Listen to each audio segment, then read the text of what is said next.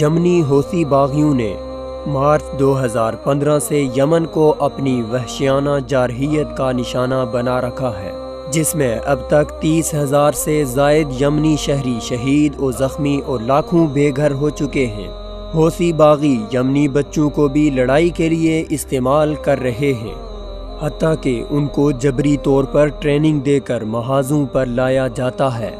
باغیوں کے مسلسل جانی نقصان کے باعث بچوں کو آگے کیا جاتا ہے، جس کے نتیجے میں بڑی تعداد میں بچے جاں بحق اور زخمی ہوئے ہیں۔ حوثی باغیوں اور سابق منحرف صدر علی عبداللہ صالح کی وفادار ملیشیا کی طرف سے بچوں کو لڑائی میں فرنٹ لائن پر رکھا جاتا ہے۔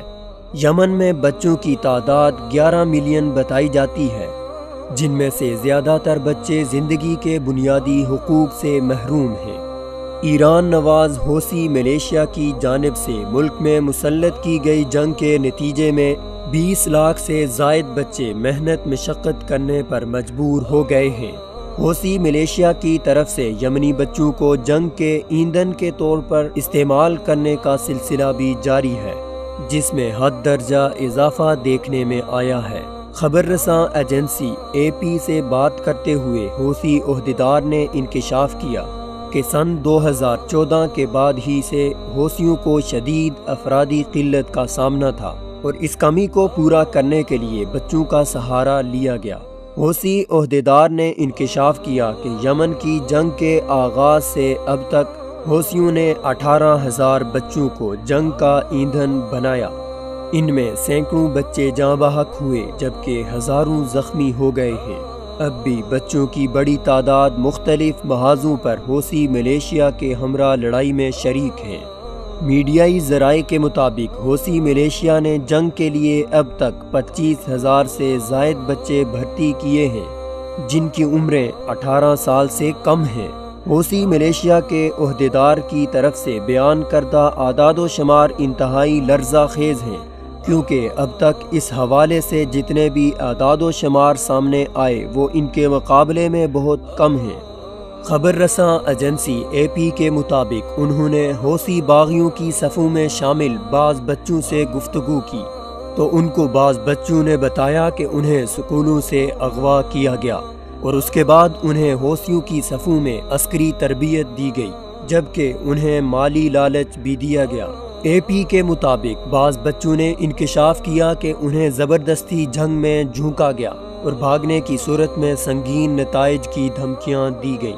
اغوا کے بعد گرفتار کیا گیا اور بندوق اٹھانے کی شرط پر رہائی کی پیشکش کی جاتی، جبکہ ایک بچے نے اے پی خبر رساں ایجنسی کو بتایا کہ حوثی ملیشیا نے اس کے ایک قریبی عزیز کو حراست میں لیا، اس شرط پر اس کی رہائی عمل میں لائی گئی کہ اس کے قریبی عزیزوں کے بچے حوثیوں کے ساتھ جنگ میں بھرتی ہوں گے۔ خیال رہے کہ یمن کی جنگ میں حوثیوں کی جانب سے بھرتی ہونے کے بعد بڑی تعداد میں بچے مارے گئے، ان کی میتیں بند تابوتوں میں ان کے گھروں کو لٹائی گئیں۔ یمن کی 3 سال سے جاری لڑائی میں اب تک 16,000 بچے لقمہ اجل بن چکے ہیں۔ یمن میں حوثیوں کے منحرف سابق نائب وزیر تعلیم عبداللہ الحمادی نے بھی اس حوالے سے لرزہ خیز انکشافات کیے ہیں کہ حوثیوں کو اس بات کی کوئی فکر نہیں کہ وہ بچوں کو جنگ کا ایندھن بنا رہے ہیں۔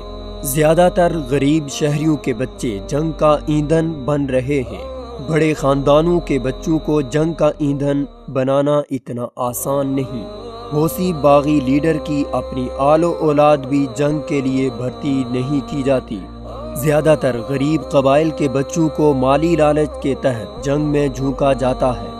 واضح رہے کہ جنگ کے باعث 45 لاکھ یمنی بچے تعلیم سے محروم ہو گئے ہیں۔ جبکہ حوثیوں کی طرف سے جنگ کے دوران اسکولوں کو دانستہ طور پر نشانہ بنایا جا رہا ہے۔